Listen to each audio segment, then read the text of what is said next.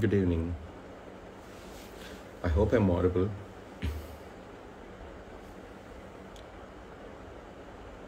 Welcome to today's live.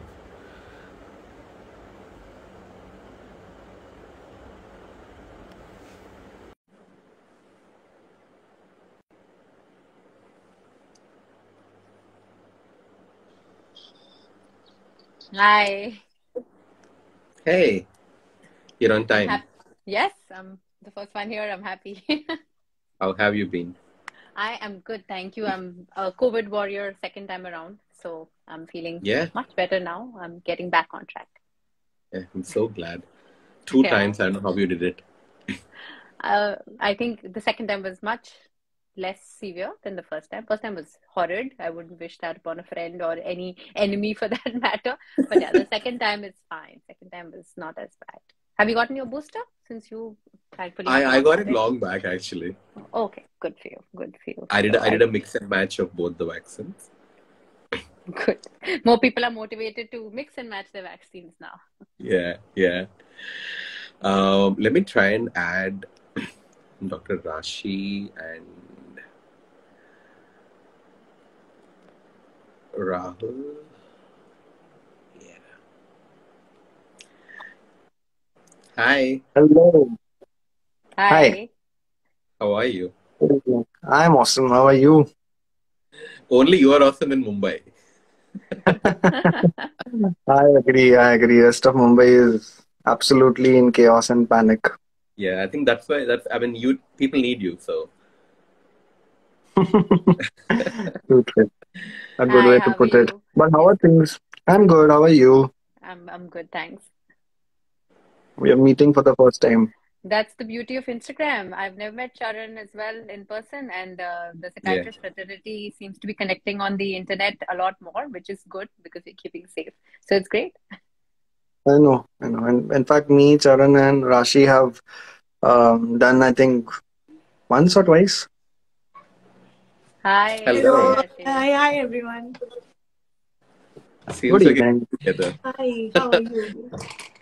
तुमको देख के Of ठंड लग रही है. I'm feeling cold. Yeah, why is nobody else dressed this way? I'm like very No, cold. I'm wearing a pullover. Don't worry. nobody else is It's living where you are living. I'm in it's Hyderabad. it's extremely hot in Mumbai. The No, worst climate ever. I'm sure it's It's single hot here digit as where well. she is. It's single digit, Rashi? No, not single, hopefully. I would not survive that. It's very cold. All right. So, let's start today's topic. The reason why I chose this topic is because, there's an eternal confusion, as in, like, especially first time if you have to reach a mental health professional, whether you should see a psychiatrist or a psychologist, right? And with pandemic, we have many more kind of therapists also that came into the front line, especially on Instagram, right? There are life coaches, there are motivational therapists, and there are different kinds of therapists that I'm seeing. And there are counselors, all kinds of counselors. There's a marriage counselor, there's a child counselor, etc., etc. Um, so I think a lot of people have confusion. Also, when I had depression myself, I didn't have confusion. It was easy for me. I could go and see my uncle who is a psychiatrist. So that's a different case. Um, do you see this struggle that when patients come to you and when you ask them why didn't you come early, they tell that, I had tried everything else. I had tried going to yoga centers. I had tried going for meditation. I tried talking to a therapist, because a lot of IT employees that I work primarily with, they have, I think they're in-house therapists that their company, provides them with. So they go to them and then they come to us as a last resort. Does this happen with all of you? I'll start with Dr. Rashi. Okay, so obviously this is happening at a lot of levels. I think I have two perspectives here because I work a lot online. That is primarily dealing with, let's say, very urban population, people who are very net friendly and working in metropolitan cities. And second, I work with I go and work in a very rural sector. So their therapy is not a concept. Like they would not understand. So they have basic needs, daily wage workers. So they understand roti kapda makan, that kind of a thing. So very rightly said that specifically IT workers and people who have these in-house therapists. So yes, I have also come across a very wide terminology. which is say life coaches, help gurus, and all these words which technically would not fall under any legal issue for them to work as a psychologist. I think that is the reason that they're using these terminology, because nobody can question their authority, because they are like, I'm not saying I'm a psychologist, though they are charging for the same and trying to do, but obviously they are not able to do that kind of work. So specifically, whenever I see an online patient, my first in this introductory, like what we say, is getting to know the person better. So first, one of the first questions is, have you ever taken therapy, or what is your idea around therapy? So they give generally this example that, yes, I was seeing this therapist, that therapist. I would like to talk to your therapist before prescribing or starting you on any medication, because I would like to know what has been happening in the past 3-4 months and what progress have you made. So generally my questions are like, do you know the qualifications of your therapist, which they are not aware of? Then second is that, what kind of therapy are you undertaking? Have you had this conversation with your psychologist? They're like, I don't know about it. Mostly, this is obviously, I'm not generalizing to 100%, but this is what the majority of answers that I get. And then again, then second scenario, if a person hasn't considered therapy before. So there are some therapists that I find that some of my patients are taking therapy from. I'm like, okay, you can try these. And please be very open. You can ask about the qualifications, whether they have dealt with these kind of complaints before or not. And then you can proceed further if you like. But at least talk to 2 or 3 people before starting therapy, whoever you feel comfortable with. And I also get these questions like, no, I went to a life coach once and they advised me that this, that you don't need medications, and then just stop it. And we will keep on having this conversation and you will feel better after that. Secondly, I also had this, that now that after many sessions, my therapist advised that you're not improving at all. Now I think you should start medications. So maybe we are not very consolidated in form of a community, or there are not specific guidelines which people are aware of. I think that is the main issue, that who is deciding that whether the person needs to go to therapy and or medications. Yeah. I'll tell you who is deciding, right? Google is deciding it. Right? I mean, when obviously, if I'm a lay person, if I'm not a medical person, I immediately Google that I'm having these symptoms. What do I do? Immediately, a lot of, counselors, numbers and everything shows up. So it's easier to book an appointment. With no offense, I genuinely believe in, I think first point of contact should be a psychiatrist, should be a doctor. This is not, by the way, this talk is not psychiatrist versus psychologist, like absolutely not. That's not the intention. Right from the post-graduation, we have been working very closely with psychologists. So I know it's part of the family. But I think the first point of contact should always be a psychiatrist, because, psychiatrists learn psychology in their subject, right? Out of our 4 papers, if you put it straight, 1 paper is psychology, right? So we know, even we practice therapy, not practice therapy is a different thing. But then we know this therapy works for that and how to give the therapy, etc. But because of time constraints, etc., or different line of your how your brain thinks, you might not practice therapy or may practice therapy. I want to make it very clear. Can psychiatrists give therapy? Because everybody is saying psychiatrists, medications. May I please Yes. interject to the previous question that you were saying and play the devil's advocate here? Look, if we did not get a psychologist on board, so clearly this is all psychiatrists discussing psychiatry and psychology. I told Charan right up front, I said, wow, topic to bahut acha hai, but why don't you have psychologists also? And he said, sorry, you guys were easier to kind of get cash over. So let me play the devil's advocate. And please, you all can definitely, I'm open to any feedback. Don't you think that the term doctor in our society in general, and I'm not saying psychiatrist, doctor, is automatically tied up to illness, whereas all of these other things we just discussed, people like to associate themselves with wellness. A yoga teacher betters you, a life coach betters you. So that's how they're selling it. And the connotation with the ist, inflammation or, appendicitis. And so anything with a, connotation of doctor. So when people come to a doctor, they come with the idea that here is my ego in my hand, that I'm not well. And when it's your body, the pain is so, either the crack is evident or the, physical pain, your bleeding is so evident, it's still far more easier and acceptable to put yourself in front of someone and humbly open up saying that I have this issue. It takes a lot of guts. So Yeah. with utmost respect, I think our society, our fraternity has tied itself up with illnesses so much and not enough wellness, which is why prevention is so important, which is why talking about the stigma, which is, we keep saying, oh, there's so much stigma, there's so much stigma. But sadly, all we are always talking about is depression. We're always talking about OCD. I'm glad we're doing more talks like these, where we're talking about something hatkar. What is a therapist talking about? They're not talking about depression. Or what is a yoga teacher talking about? They're talking about yoga. The Reiki teacher talking about healing. We're talking about illness. So I'm going to be the devil's advocate and say this is why, one of the other reasons, agreed with everything Rashi said, definitely, but this is one of the other reasons why people don't come first to us. We are the last resort. Right. No, but Dr. Era, is it true that psychiatrists don't give therapy? Oh, no. So second part of the question, I agree with your part of the question. We're trained, we're qualified, we can.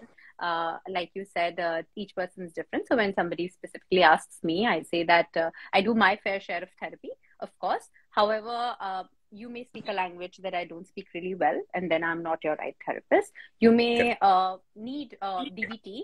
I'm not trained in DBT. I'm trained in CBT. So that's not my sphere. You may require couples intervention, and maybe my bandwidth is limited. So every few months, I stop taking new clients just with this intention, because I'm giving therapy as well to a fair number of clients. मेरा भी एक hard disk full हो जाता है ना, so I need to also recharge. So that could also be one of the reasons why I'm not taking new therapy clients. And definitely when it comes to matching somebody with the right person, that's something every psychiatrist does. They have a team, we work together. I may send him to maybe even Dr. Charan. I may send to Dr. Rashi, because I think that Dr. Rashi is an expert in something, and maybe Dr. Rahul has an expertise in, let's say, addiction, or you have an addiction in sexology. So we do that as well. So let's not forget that as well. Yeah. So yeah, you're right. I mean, we refer to a lot of other professions as well. For example, if I'm seeing 40 patients in a month, I might just do therapy for only 4 patients that request me particularly that, doctor, I'm comfortable only with you, because I don't want to go to, it's difficult to open up to another person, because it's sometimes, like you said, it's sort of struggle also to go to those places and again redo it, right? So maybe 4 people is what I would give therapy in a month, and rest 36 would be referred straight away, right? But I know Dr. Rahul does therapy. Do you do therapy, Dr. Rahul? Yes. So I would begin this answer by first saying that the reason why this much,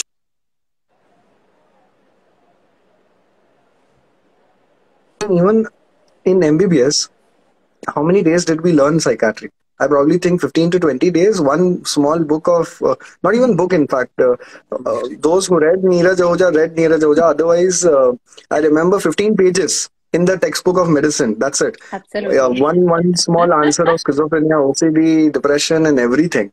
And the only reason we read all these criterias and all was to clear MCQ exams.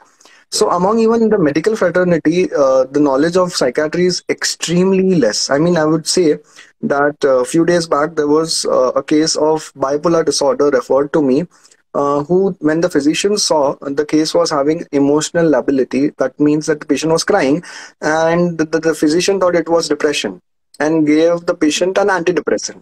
And immediately the patient went into the manic state, worse than before, broke things, and then finally they came to us. So even the physicians find it very difficult to send the cases. They try to treat the patients through themselves.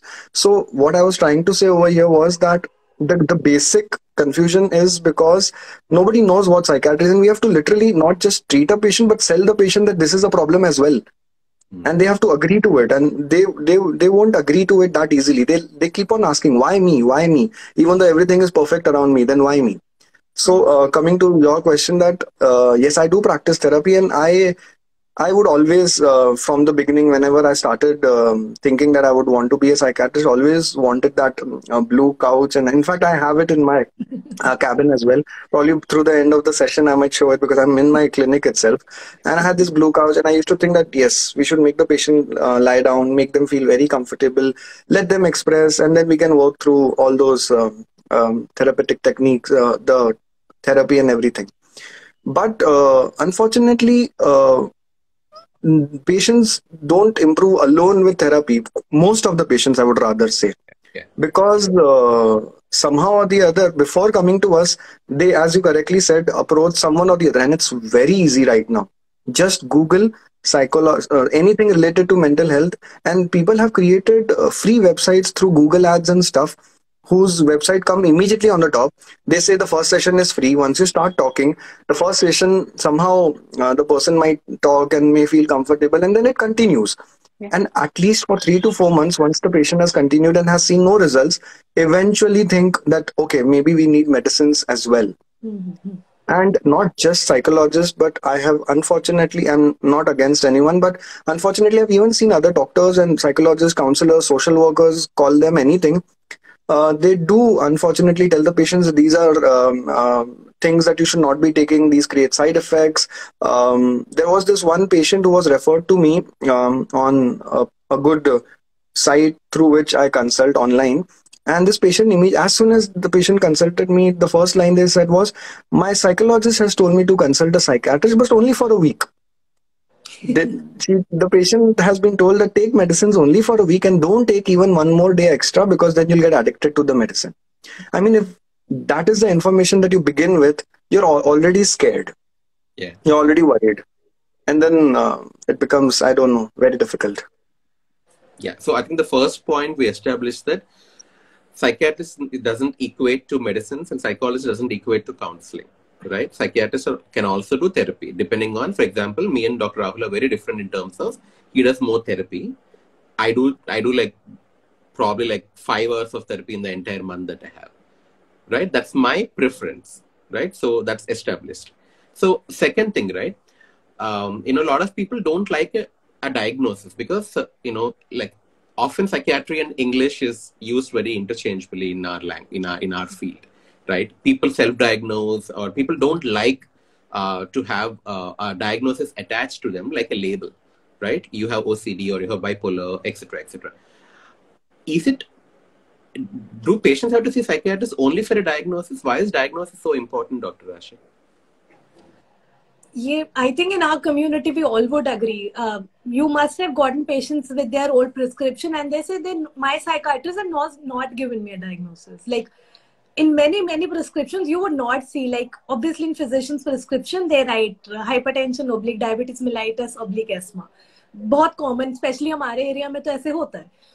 Obviously, in a lot of psychiatrist prescription, you would not see a specific diagnosis written because we know it is an ever-changing thing. And one consultation, I would not diagnose you or put Absolutely. a stamp on your prescription.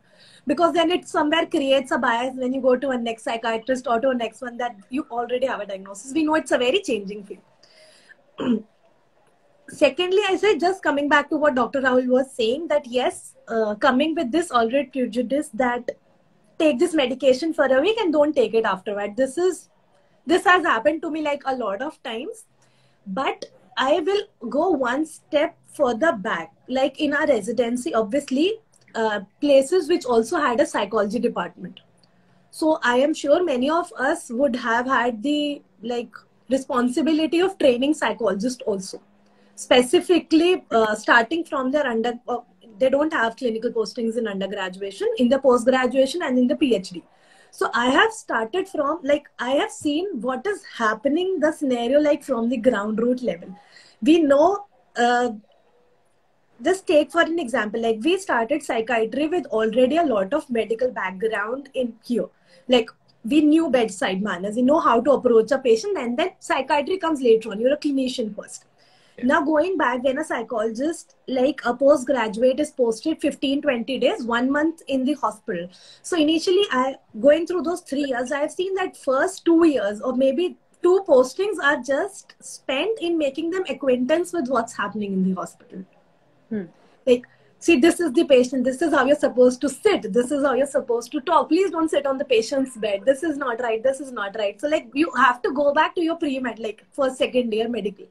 Then comes the PhD level that, okay, 3 years, you are posted with the psychologist and you do a lot of case history with them. They learn how you're taking history. They see what kind of tests you are applying, along with the head psychologist who's taking care of their academics. But you play a very important role in training that psychologist.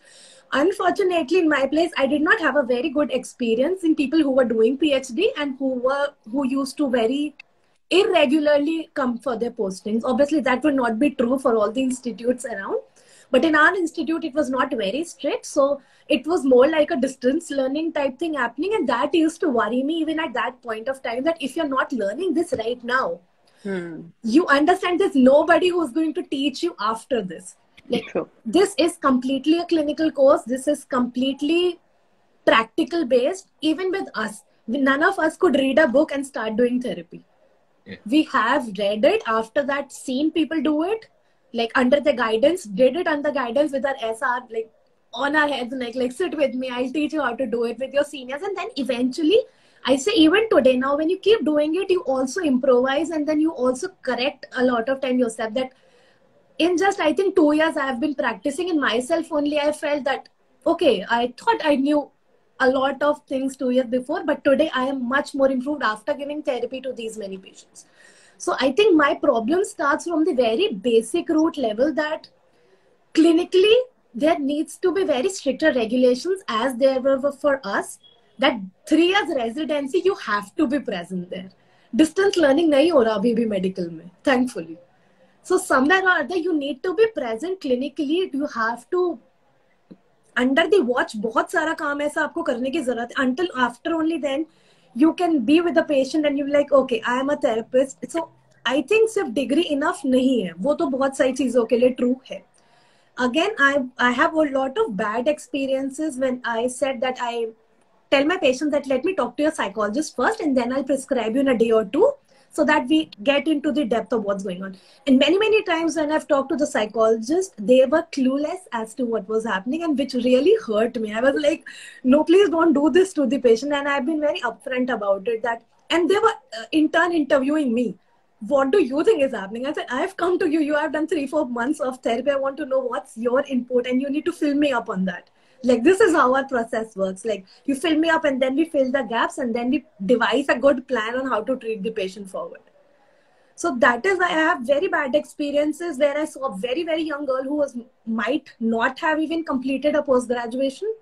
And specifically, ye online therapy ke chakkar mein, there's no degree verification. Otherwise, at least you would need a setup, a table, chair, a place where the patient could come and then get therapy.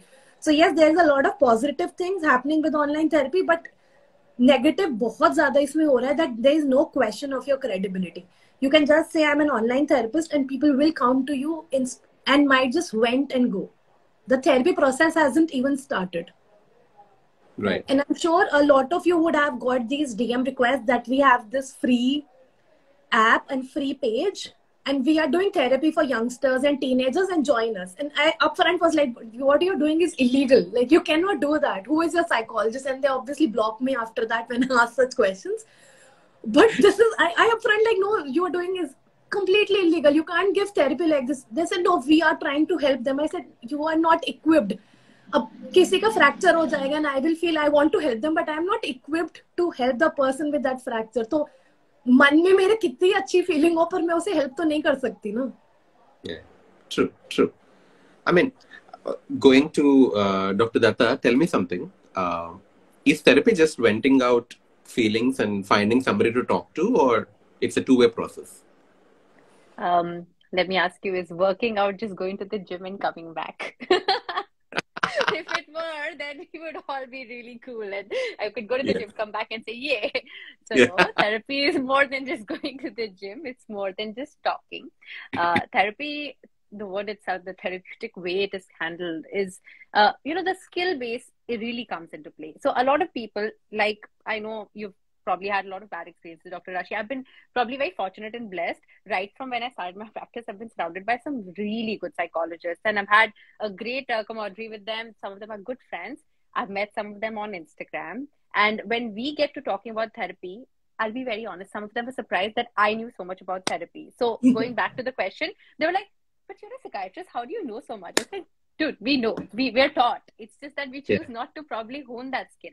So that comes to the part that if you keep honing your skill, you realize that therapy is more than just venting, more than just talking. It's what you say, how you catch the drift, how you catch on subconscious conflicts that the client is going through. It's not only what is being said, it's also what is not being said. And more importantly, one thing I want to say very outright, I don't know, I don't want to say the term ki only psychologists do it. I will say that a lot of individuals do this. They subconsciously project their desires onto the client in therapy. And this is a big bummer for me. And this just happened actually just yesterday. So it really got me wanting to talk about it when Dr. Charan had said the topic, that as therapists, we do not tell you what to do.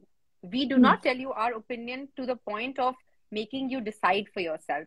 So somebody got cheated on, and the girl asked me up front, Doc, I'm asking you, if you knew me personally and I was your friend, would you not ask me to break up with this guy? And I humbly said, even if, say, if you were my friend, this is not a friendly space, but this is about you. She's like, what would you have done? I said, but this is about you. And I kept gently bringing her back to that point, at which she told me, actually, my therapist told me, just break up with him.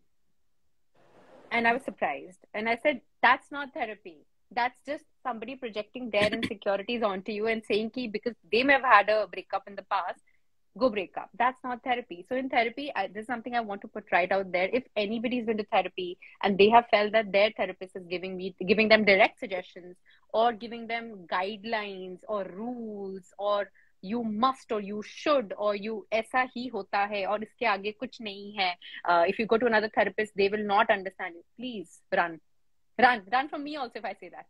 So therapy is more than just talking. Therapy is so much more. Therapy is the skills. Therapy is catching those thoughts, catching those feelings, catching those behaviors, expressing those emotions.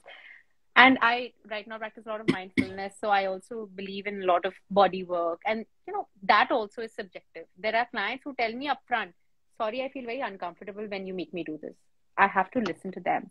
So I've also heard this from clients that I was made to do something, even though it didn't fit into my belief system. So therapy is so much more. It's not possible to describe therapy until you've experienced it. Like if you've not worked out your muscles, you cannot experience the pain. So going to the gym is same as just, therapy. Yeah, because today I think I want us to destigmatize not just medications, but also therapy.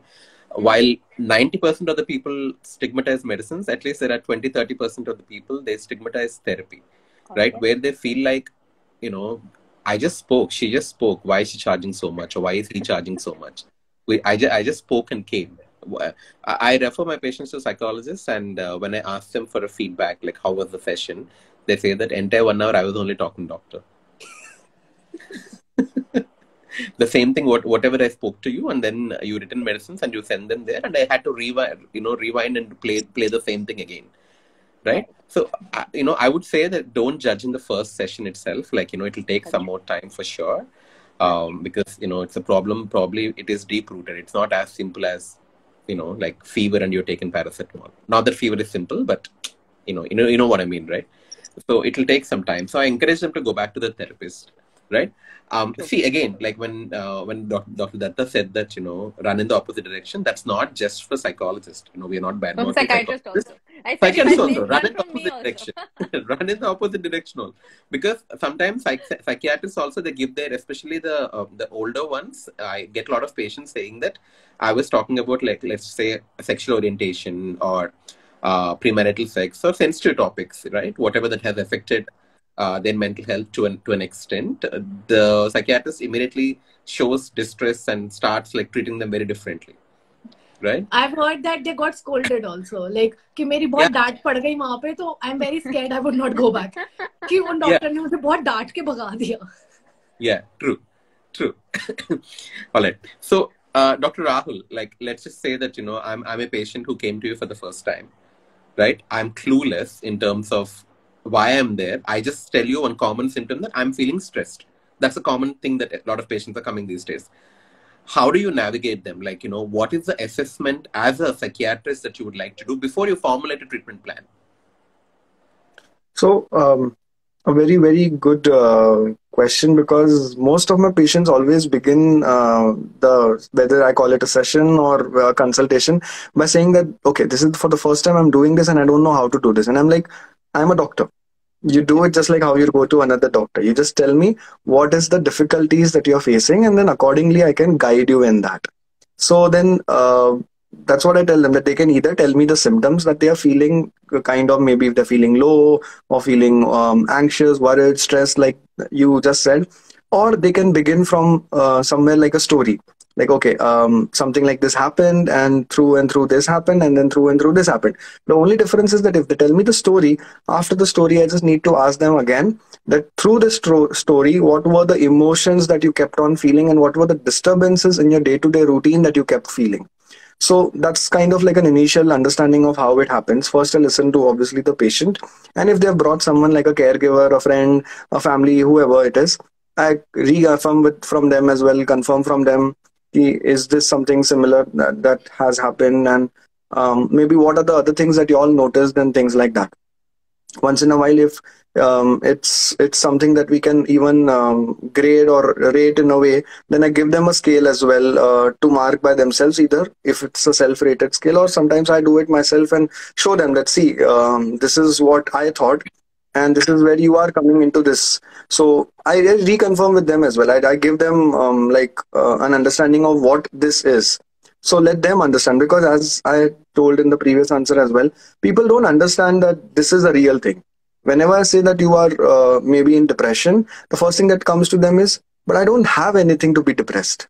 Things are perfect in my life. So again, a detailed explanation of why this could happen, and the entire neurobiochemical theory and everything, that what is happening, why is it happening, I explain it to them.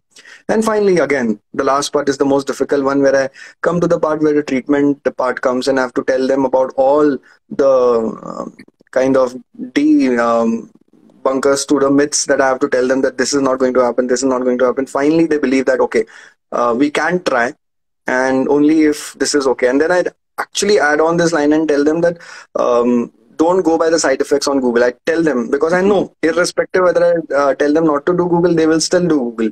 So I tell them that the dose that those side effects require are huge, and what you are starting on is probably the most minimal dose and ever.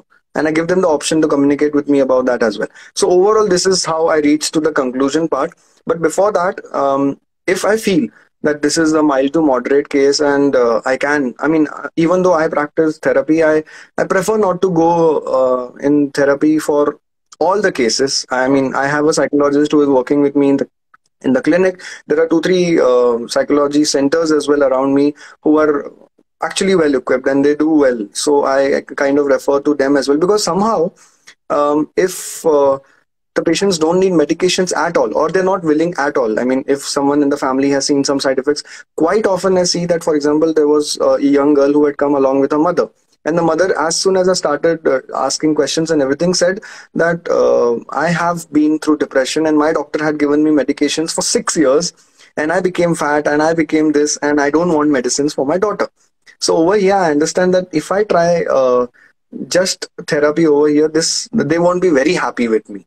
So rather, I give them the option. And in fact, I'll go through and tell you all that this case, then what happened was a case of panic attack with generalized anxiety disorder. So then I told her to go to the psychologist and start with therapy sessions. 1 week, 2 therapy sessions done with the psychologist, the panic attacks did not stop. They came back to me. They asked me to start medicines. They started medicines along with therapy simultaneously. And it's been probably some 6 weeks. The patient is completely all right. No anxiety, no panic attacks. The mood has been quite better now. Whatever she learned from therapy session somehow made her feel more confident as well. So both the things worked very well. And the best thing was that in case this same patient, I felt, would have gone to a psychologist who I don't know, and would have said that yes, you're right, don't start with medicines, and would have encouraged the mother, it would have kind of made the patient kind of confirmed and believed that, okay, yes, these side effects will be, bad and everything. I mean, people don't realize that there are generations and generations of new medicines that have come up now, and there are literally no side effects now. So this is where I reached to the conclusion. Even in my last bit of end of what I tell the treatment process, I tell them that after a point, even though according to our textbooks and all these nice guidelines and everything, they tell us to continue medicines for almost 6 to 8 months, which is like, I don't think any patient will be very happy to continue medicines for that long. I end up having to kind of tell them that fine, y'all can continue medicines till y'all can, and at least after that follow up, so that I can keep a check on the medication, on the mental health and everything, and how they are following up and everything. Right. So much goes on in the first session, correct? I mean, first evaluation. Absolutely. Session. The thoughts and everything, yes. Yeah. When a lot of people think that, the first session, if you don't want to talk to somebody, if you don't want to talk to somebody, go to a psychiatrist. But if you want to talk it out, then go to psychologist. It obviously it doesn't make sense, in fact, my my hospital keeps telling me your appointments are changed every 15 minutes, but you take at least 30 minutes with the patient. So patients get cooled by the end. You don't have a lunch break and you keep continuing it. This is not how it should be. I think my receptionist has said the same thing to me. कि एक तो madam आप पैसे नहीं ले रहे हो, ऊपर से आप इतनी देर तक इनकी बात सुनते रहते हो, आप बाहर सब हमसे लड़ाई कर रहे हैं, आप प्लीज जल्दी करो. So this happens once or twice a week कि प्लीज आप अपने टाइम से देखा करो, आप बहुत एक्स्ट्रा टाइम लेते हो. The person who fights the most outside your OPD will be taking most of your time in the OPD. Is what I see. Again, see, I mean, about side effects, like Dr. Rahul said, literally I do this with every patient because every patient has a smartphone with an internet. I tell them what is the commonest tablet that you take over the counter. Usually they say paracetamol, right? I tell them Google paracetamol and side effects. They say, no, doctor, aap to bura maan gaye. I said, no, I didn't feel bad. This is part of what I'm trying to educate you, right? I can have a face like that, but I'm being nice. Just type paracetamol and its side effects. And they see hepatotoxicity and all. They ask me, what is hepatotoxicity? I say, it's liver damage. He said, my God, doctor, should I get my liver checked? I didn't know this. Thanks for telling me this. I said, that's not the intention. What I'm trying to tell you is, these side effects happen very rarely and they can be diagnosed and they can be treated. Right? So, just because you're scared of, yeah. Charan, I'll tell you, I had heard this one from you before as well on the previous talk that we had. I think Rashi was there in that too. And, actually, I do pick up these things and it works very well. I mean, I like the analogies that we use. I started doing this also. I love them. And, you won't believe yesterday itself, I used this analogy of crocin and I told the patient that crocin is the most commonest medicine, and particularly right now in COVID, literally everyone is taking it like nothing else. And then, the worst thing that could have happened was the patient immediately told me, doctor, but I don't take crocin as well. If it's like the most absolute last stage where I'm not able to handle anything, only then I take crocin. I was like, okay, now what do I do? and literally I couldn't say anything to the patient. I was like, fine, don't take medicine. I'll try talking. Absolutely. So I just remembered this immediately. You know what I do? I have patients like that. You know what I do? I ask them, do you take vitamins? They say, yeah. I ask them, what have you been taking? They say vitamin D, especially in the pandemic. I ask them, there's something called as hypervitaminosis D, right? It's increase in vitamin D. See the side effects of it. I actually did this to one patient, the same patient, probably similar patient, right? and that's what I mean. I think, firstly, the trust in the medical system is not there. I mean, we are partly to be blamed too. I can't completely say patient is wrong and, etc. Going back to the root cause, we can do another talk where, how medical colleges should be having a standard and things like that, right? That's a different thing. Okay. Going back to Dr. Rashi, tell me something.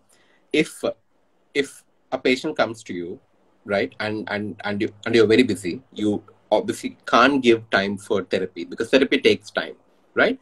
At least, first assessment might take long time, but second follow-up onwards, it won't take as much time, right?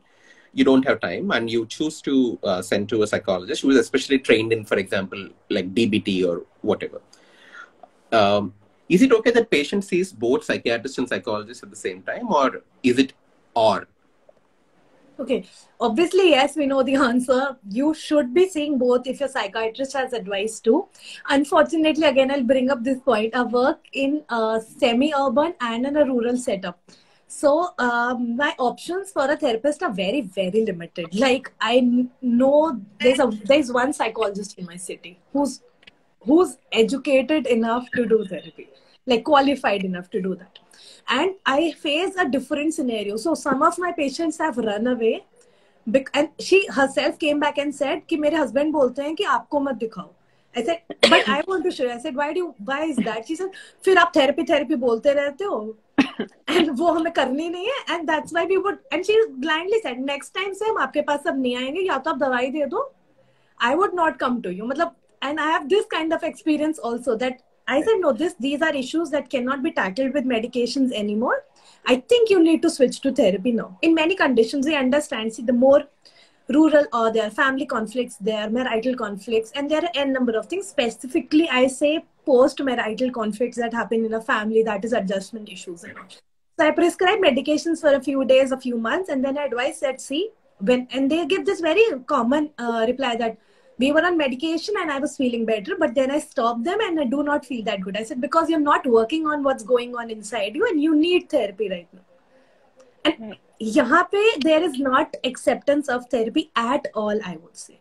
So it is approximately like 5-10% of the people who would be very willing, and directly nobody would come to me for therapy. They understand इतना बहुत ज़्यादा rural area में भी मैंने experience किया है that they do not care. You're a psychiatrist, you're a neurophysician, you're a neurosurgeon. They understand you're a brain doctor and you can cure whatever is happening. Like specifically, I say mania and any kind of psychosis, which is very commonly the reason to see a psychiatrist in a rural area. So there, the concept of therapy, no matter how much I try to push it forward, obviously a lone soul would not be able to do that much. So I get different kind of pushback that no, आप ये सब मत बोला करो, आप हमें दवाई दे दो and बता दो कैसे ठीक होएगा.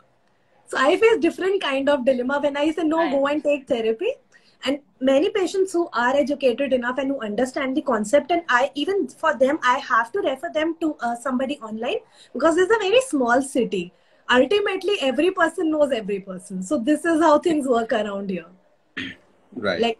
So I really want to share my insight, because first of all, Dr. Rashi, please keep telling them about therapy, because you are the change. Second thing is, in my practice, so when I see, let's say I see 10 patients, out of those 10 patients, of course, some do need medication right away. Some do not need medication right away. For whatever various factors, their degree of distress is not severe. They're therefore, something which is not dysfunctional or a disorder yet. So we have that discussion with them that when it becomes a disorder, we need to definitely talk about medication. Now, either I keep that patient with myself for therapy, or I obviously refer to one of the nice therapists that I work with as a team.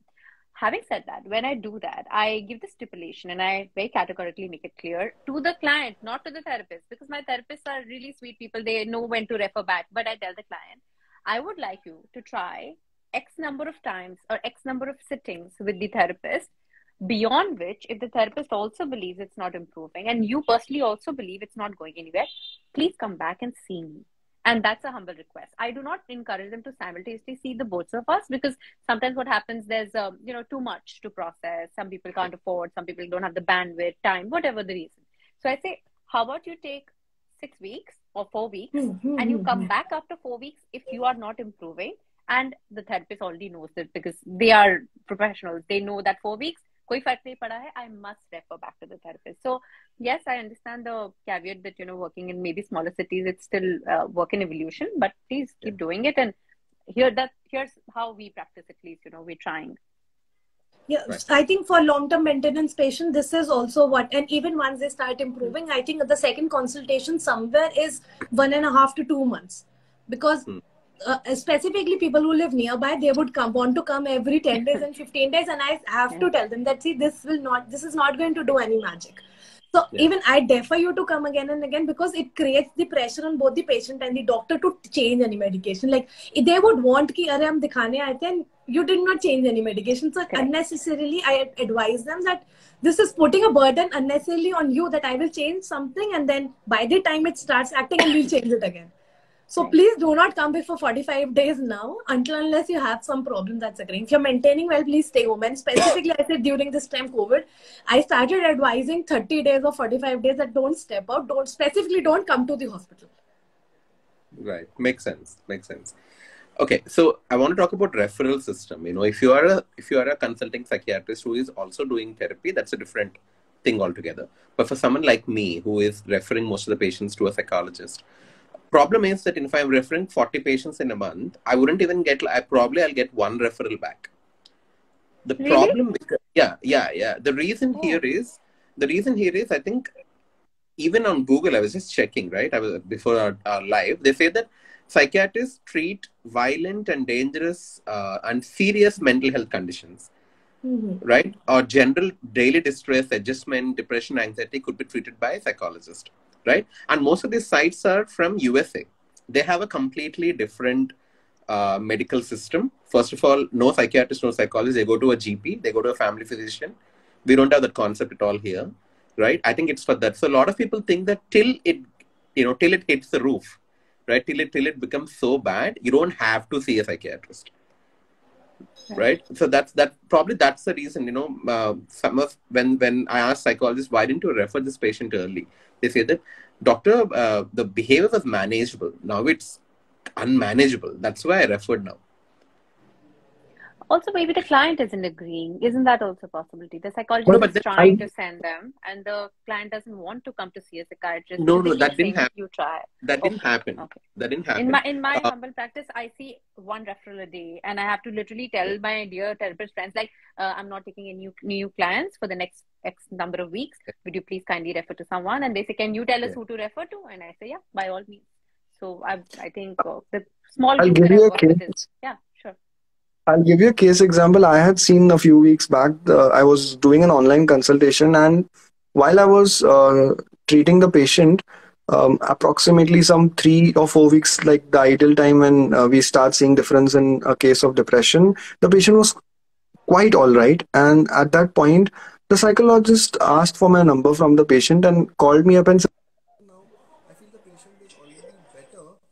so I think the patient is already better, so I think you should stop the medicines. And I was like, okay, I mean, why do you worry about the medicines? And she's like, no, doctor, I'm worried that the patient might experience side effects and everything, and I don't want that to happen. I was like, okay, that's a great thought, but don't worry. I mean, I have to give it for a stipulated amount of time so that the patient does not relapse or something.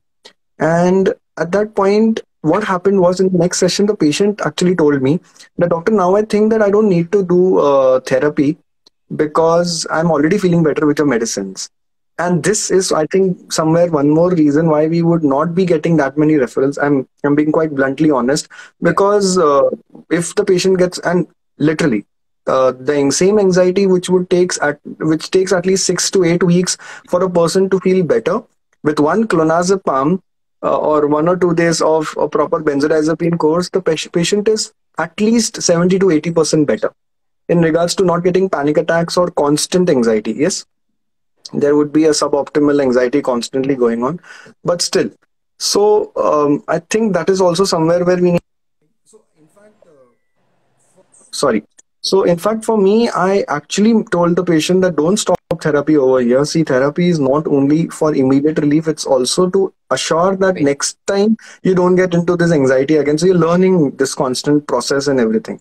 So that's why I sent the patient back and everything, and the patient continued. But just to say that it's a long time back case. So just to tell you the case, the patient stopped actually consulting me, surprisingly.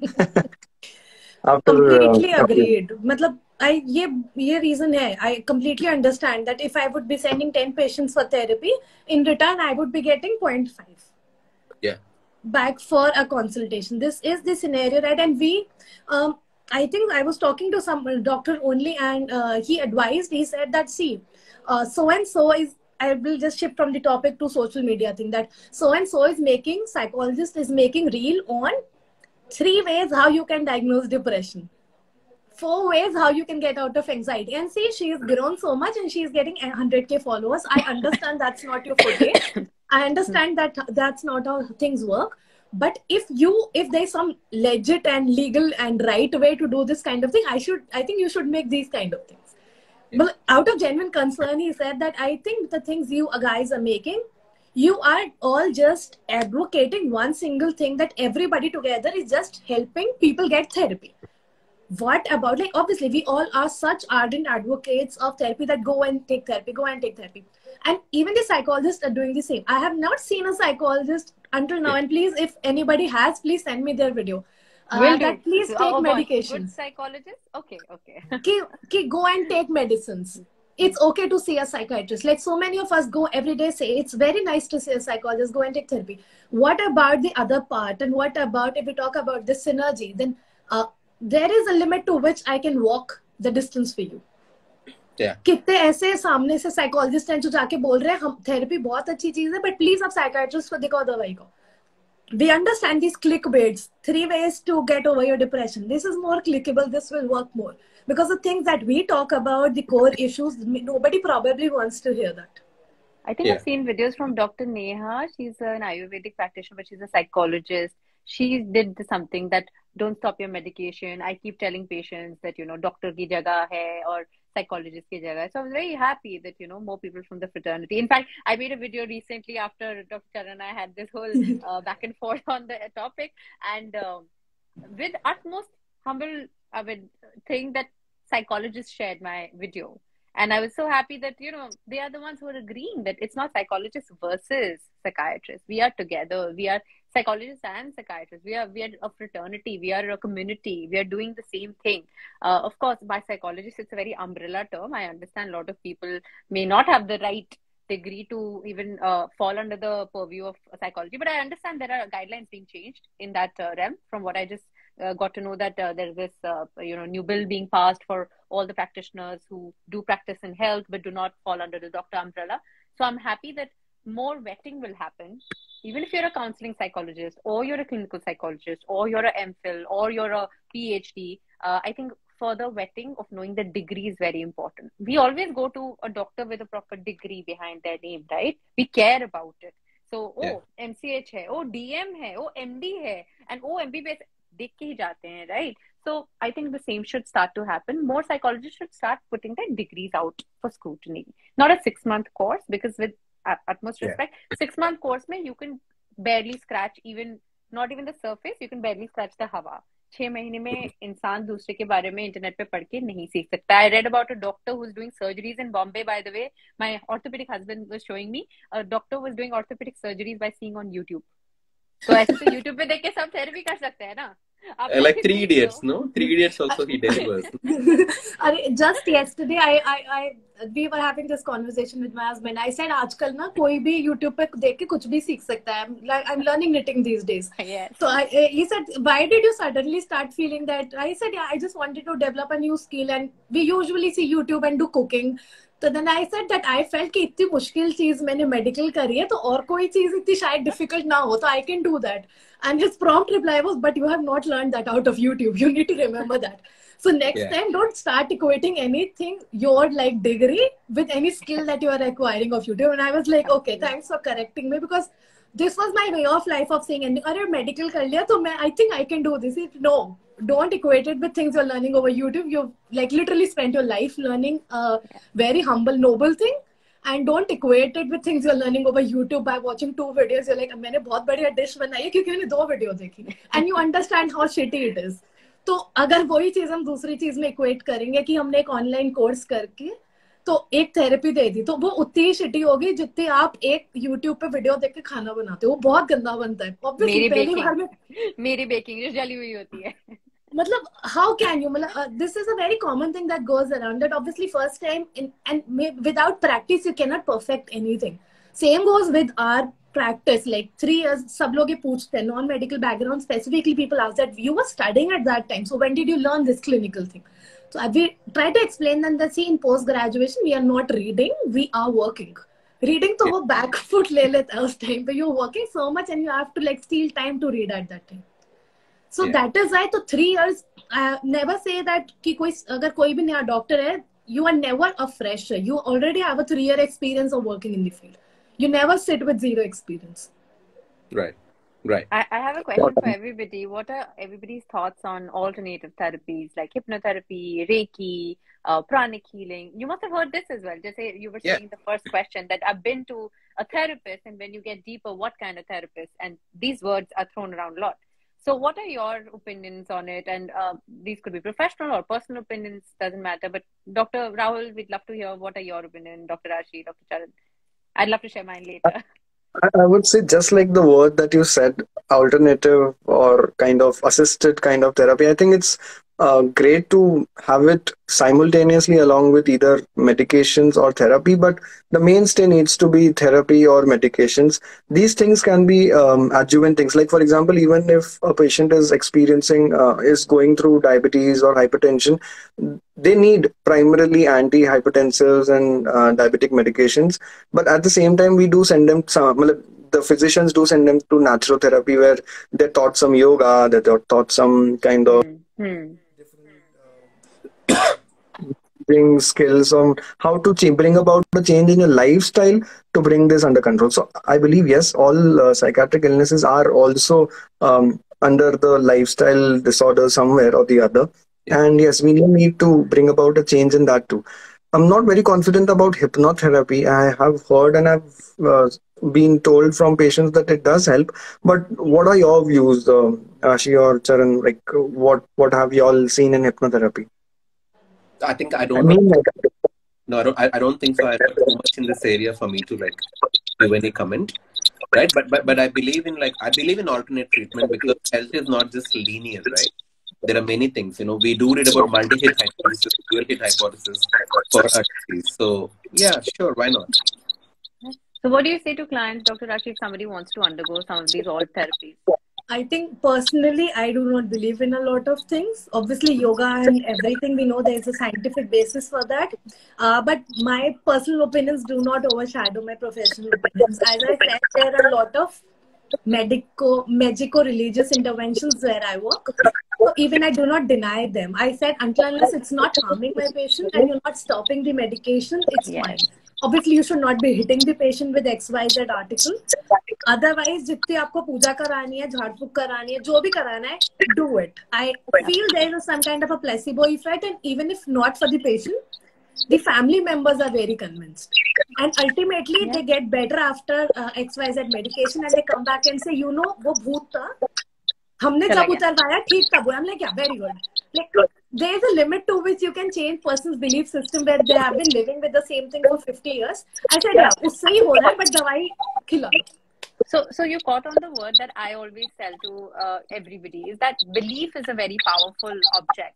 What you believe in just changes the whole ball game. If I say कि ये sanitizer use करने से मुझे कभी COVID नहीं होगा, and my belief is so strong, हम कहते हैं ना exam is pen से लिखने से I'll get good marks. We have that. We all have that one pen, come on, right? So what is that? That is just belief, the placebo working. And I tell, by all means, please see an alt therapist. Do not stop your medication, like you said. Please do not seeing the therapist that, probably it has already helped you come along. You want to add on, please add on. Why not? Your pizza can have many, many, many, many toppings. But the base needs to be solid, and then you can add on what you'd like. So I agree 100% with all of y'all that belief sells in therapy the most. The belief on the therapist, the belief on the doctor referring, the belief on just, what works for them. Perfect. I think that's the end of our time. Thank you so much. Yes. I think it's a wonderful talk. I'll see you guys soon. All right? Thank you. Thank you. Pleasure being with all of you. Yeah, same here. Bye.